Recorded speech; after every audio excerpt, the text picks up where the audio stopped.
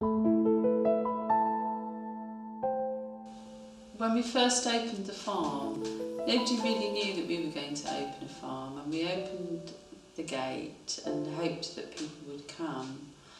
And I can remember the first few people that did come thinking, wow, you know, somebody's taken the trouble to come and visit our farm. That's fantastic. And I think we just always try and remember that and try and appreciate, and we do appreciate, how people have taken their time and chosen to visit here, and we hope that they have a good time. The first stage in the process is to get the field established. We plant tiny little plugs of lavender, because lavender doesn't come true from seed. So once we've got the field established and we're weeding it continually and we get to the harvesting stage, we use the traditional side-mounted cutter that came from France, and that lifts and cuts the lavender and ties some twine around it to make a little sheaf of lavender that's then pushed out onto the ground.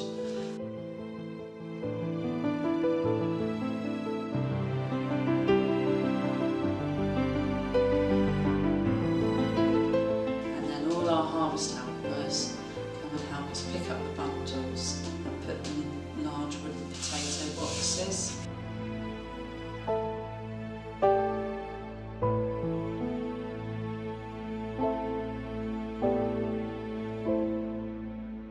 And then once we've got them in the potato boxes, we take them into the barn, distilling barn, and we stand the bundles up so that the air can circulate around them. And then Francis will start the process of processing the lavender and distilling it.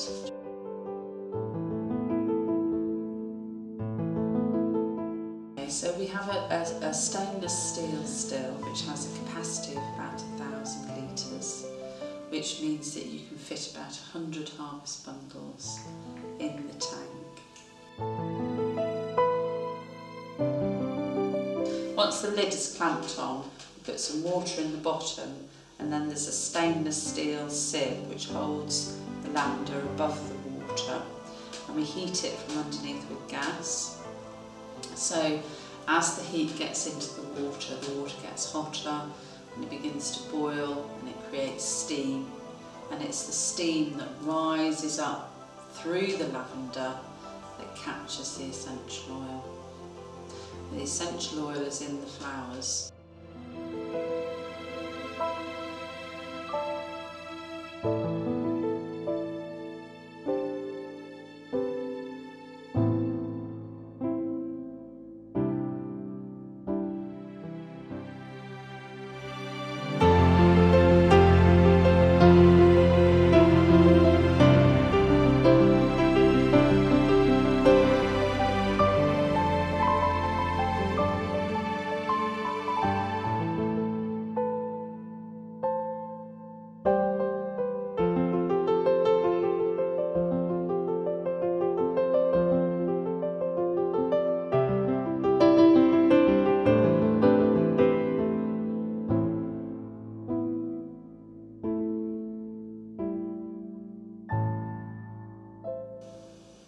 We also dry lavender for lavender flowers and things like that, and we dry it naturally in the sun. And what we do there is that we rake up the lavender flowers that have been left behind and sieve them through the sieve, and then we take them up into our old polytunnel area and just spread them out thinly, and they dry naturally within, you know, a day or two. We looked at ice cream, we looked at doing industrial units, we looked at, well, the man from the council said we should run a B&B. He did. He did. Interesting. But we crossed all of those things off the list, didn't we? We did, yeah. And we kept coming back to lavender.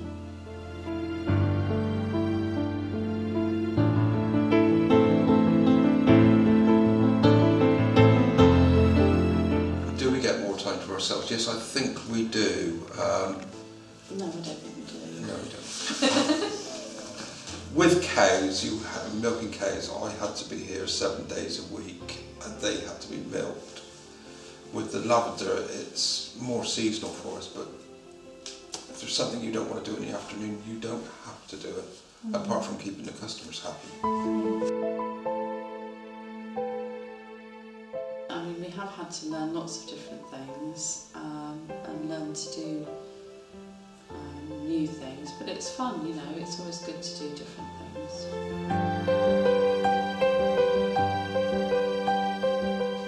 Part of it's going back to, you know, the old-fashioned days of farming, where people from in the village used to come and help at harvest time, and I think it's sort of a continuation of that. That part of farming life was beginning to die out with modern farming techniques, and something what we've done is reintroduced it, if you like, back to our farm, which is, yeah, it's just great to have the local people doing these things. It's great to have their support as well. Yeah. And also from the side of the products that we make, we wanted to make them here in the village and here on the farm. That was important to us.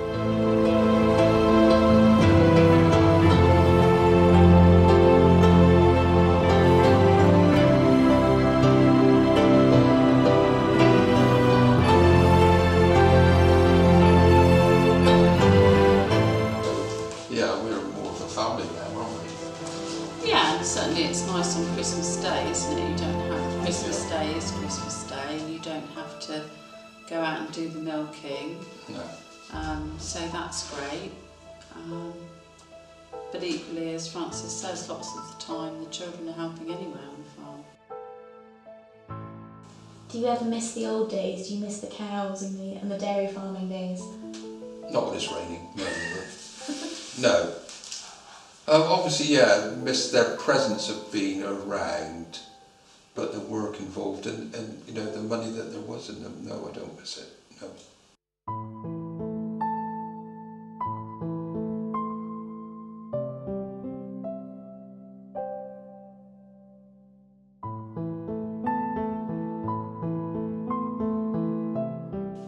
Was there ever a point in obviously the big change that you made, and obviously when you had to build the shop, and there was a lot of changes you made to the farm, was there ever a point when you thought, we've made the wrong decision, can we go back?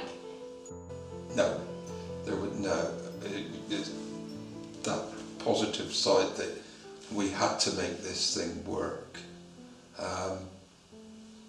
To be able to carry on here at the farm, and thankfully through the people that come and visit us, that's happened for us, and we are still here.